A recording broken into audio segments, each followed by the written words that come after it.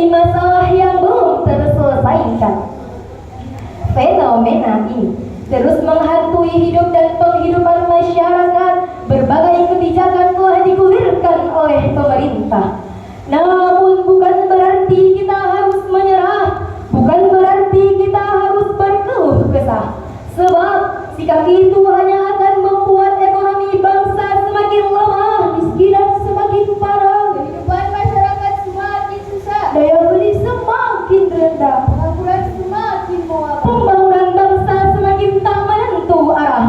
Bahkan derajat bangsa akan runtuh ke level yang paling bawah. Na'udzubillahi min dzalik. Padahal hadirin, cita-cita bangsa ini adalah menjadi bangsa yang maju, bangkit, dan mampu bersaing dengan bangsa-bangsa lainnya. Oleh karena itu, mengingat betapa pentingnya hal tersebut, maka pada kesempatan kali ini kami akan menyampaikan sebuah syarahan Al-Quran yang berjudul Zakat Solusi Pemerataan Kesejahteraan dan Pembangunan. Dengan rujukan Al-Quran, Surah At-Taubah ayat 103 sebagai berikut.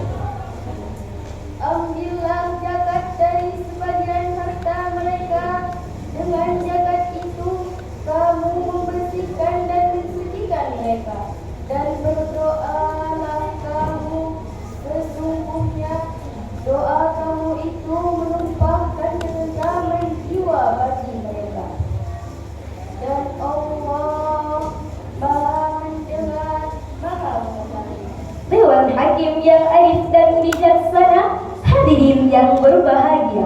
Sababun nuzul ayat tadi menurut Imam Ibnu Jarir berkenaan dengan keinginan Abu Babah dan kedua temannya.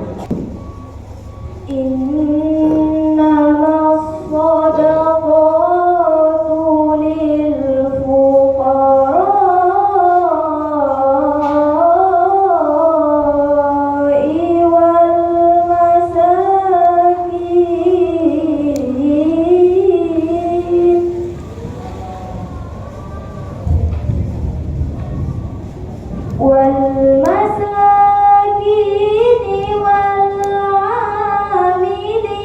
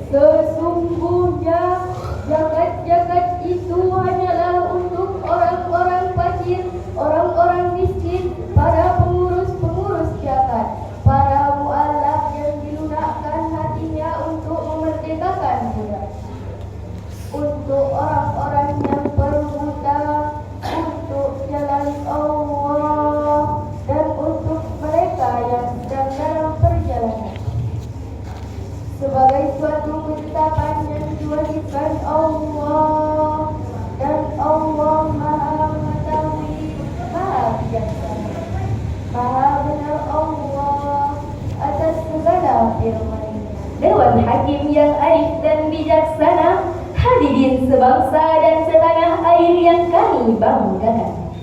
Ayat tadi diawali dengan kalimat innama. Menurut ilmu balaghah juga merupakan adatul qasri yang berfungsi untuk menspesifikasikan sesuatu. Ayat ini juga merupakan deskripsi Allah tentang skala prioritas penerima harta zakat bagi orang-orang fakir dan miskin. Lalu, bagaimanakah kaitannya dengan kondisi bangsa kita saat ini? Apakah masih banyak orang-orang fakir dan miskin? Jawabannya masih banyak, hadirin. Lihatlah ke pelosok-pelosok tanah air, desa-desa tertinggal, bahkan kota-kota besar sekalipun. Tidak sedikit masyarakat kita yang hidupnya dengan sandang pangannya papan dan tak layak mereka hidup melarat hingga akhirnya sekarang. Hadirin rahimakumullah. Menurut data Basnas, potensi zakat di Indonesia pada tahun 2021 mencapai 327,6 triliun rupiah. Namun realisasinya hanya mencapai 71,4 triliun rupiah saja. Artinya hanya 21,7% umat Islam yang baru sadar membayar zakat. Padahal uangnya berlipat, tapi pelitnya laksana orang jahat. Tak peduli sikap kaum melarat yang hidupnya hampir sekarat. Jika kondisinya seperti itu, bukan pemerataan ekonomi namanya, tapi justru menimbulkan pendiskriminasian. Tanaman subur di tanah gambur, tanaman sekarat tidak terawat. Yang makmur tambah makmur, yang melarat semakin melarat. Betul hadirin? Padahal hadirin, dengan jelas Rasulullah mengatakan, Laisal mu'min alladhi yadfa'u wa jaruhu ja'irun ilal jambi. Tidak dikatakan seorang mukmin yang hidupnya dengan sendirian, sementara tetangganya tidak bisa tidur karena kelaparan. mengapa demikian hadirin? Sebab sikap kapitalis, borjuis, egois, dan individualis dan Islam mendobrak sistem tersebut dengan prinsip kaila yakuna dulatan bainal aghniya'i minkum. Agar harta tidak berputar di kalangan orang-orang kaya, justru berputar pada kaum duafa. Oleh karena itu, justru berputar di kalangan orang-orang kaya. Oleh karena itu, untuk mempertebal keimanan dan ketakwaan, maka para amil zakat harus mampu mengeluarkan zakat secara tepat dan akurat.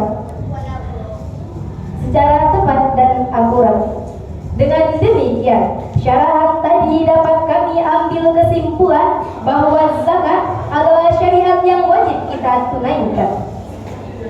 Jika zakat telah ditunaikan oleh aghnia dan dilakukan secara profesional, maka akan sanggup mensejahterakan masyarakat, memperkokoh ekonomi umat, sekaligus menjadi jembatan yang kuat untuk mengurangi kaum fakir dan melarat. Sebelum kami menutup syarahan kami, izinkan kami menyanyikan sebuah lagu yang dipopulerkan oleh Haji Bung Roma Irama yang telah kami ubah sedikit olehnya. Yang miskin jangan bersedih.